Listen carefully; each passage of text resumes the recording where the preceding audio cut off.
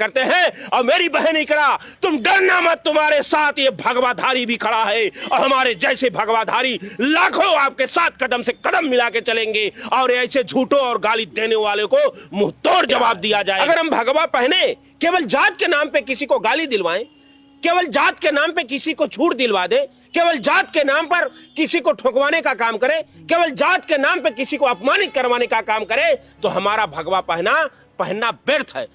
गलत जो है उसे गलत कहना चाहिए, सही जो है उसे सही कहना चाहिए। लेकिन भारतीय जनता पार्टी में ऐसा नहीं हो रहा है। केवल राम के नाम पे, गाय के नाम पे, गंगा के नाम पे, ब्राह्मण के नाम पे, हिंदू के नाम पे, मुसलमान के नाम पे, कहीं अफगानिस्तान के नाम पे, कहीं तालिबान के नाम पे, कहीं पाकिस्तान के नाम पे केवल नफरत की एक बीज बोने का काम कर रहे हैं और वो नफरत फैला करके केवल वोट लेने का काम कर रहे हैं। आज इकरा हसन पे, आज किसी सांसद, किसी भाजपा के सांसद पे, डिम्पल यादव पे भी टिप्पणी हुई थी, टिप्पणी किसी भाजपा के सांसद पे कोई एक मुसलमान थोड़ा सा टिप्पणी कर दे तो उसके घर को बुलडोजर से गिरवा दिया जाएगा, उसको एक जेलों के सलाखों के पीछे भेज दिया जाएगा। क्यों?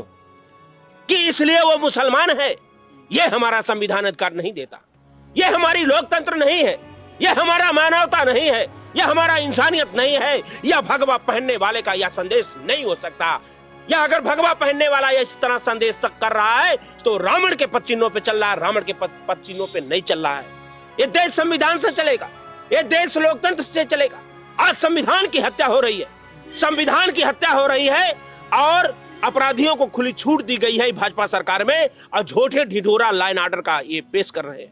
आज जिस तरह से जातियों के नाम पे, मुसलमान के नाम पे इकरा हसन बहन को, उसके आंखों में हमने आंसू देखा, उसकी वीडियो जो देखा उसके आंखों से आंसू गिर रहा है। उसके बाप को, उसके भाई को, उसके परिवार को, उसको भद्दी भद्दी गालियां देने का काम ये लोग करवा रहे हैं। वहीं वाल्मीकि को मारते मारते मार डालते हैं, वहीं कथावाचक के सर को मुड़वा देते हैं और मुझ से उसे शुद्ध करने का काम करते हैं। हद तो तब हो जाती है जब अखिलेश यादव ही सीएम आवाज छोड़ते हैं तो गंगा जल से धुलवाने का काम किया जाता है।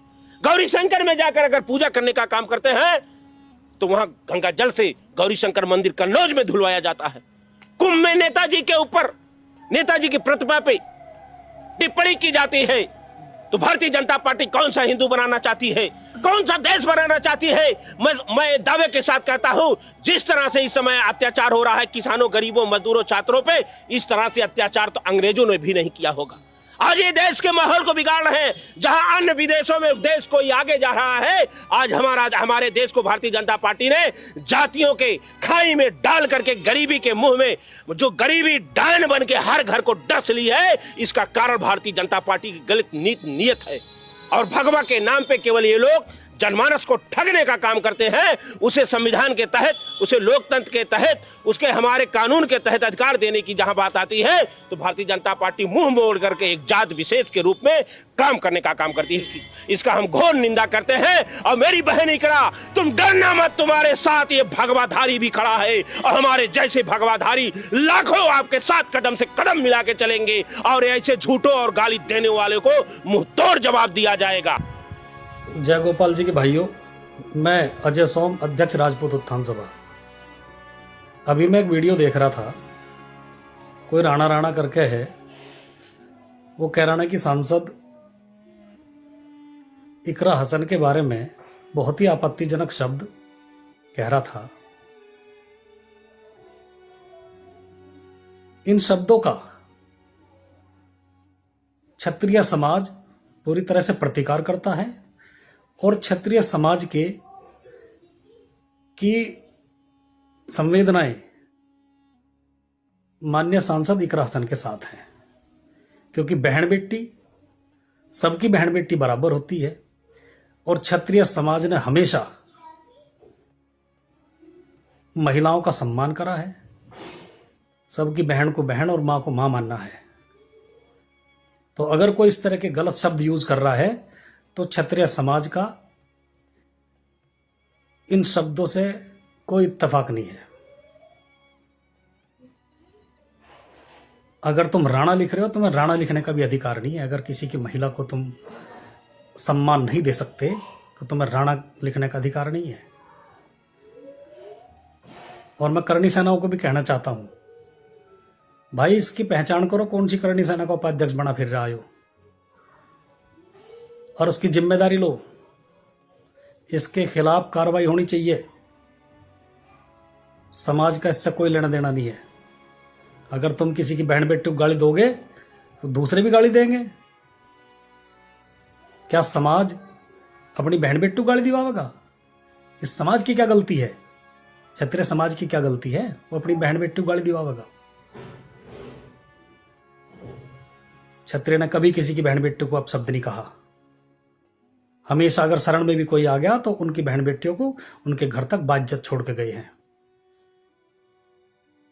इस तरह के काम अगर कोई कर रहा है तो समाज का इससे कोई लेना देना नहीं है।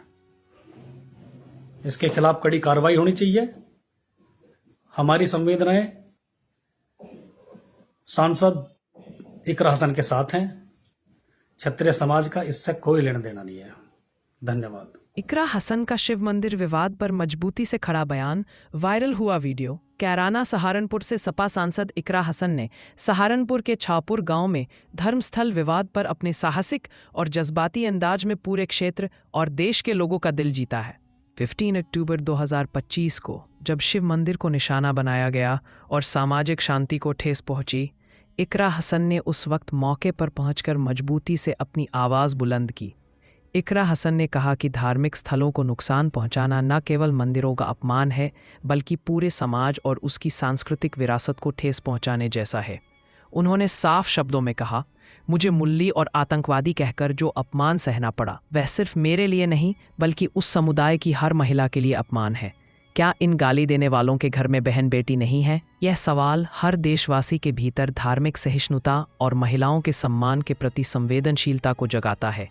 इकरा हसन का यह भावुक लेकिन मजबूत बयान उनकी निष्कलंक इमेज और खुद पर लगे झूठे आरोपों के खिलाफ उत्कृष्ट विरोध है।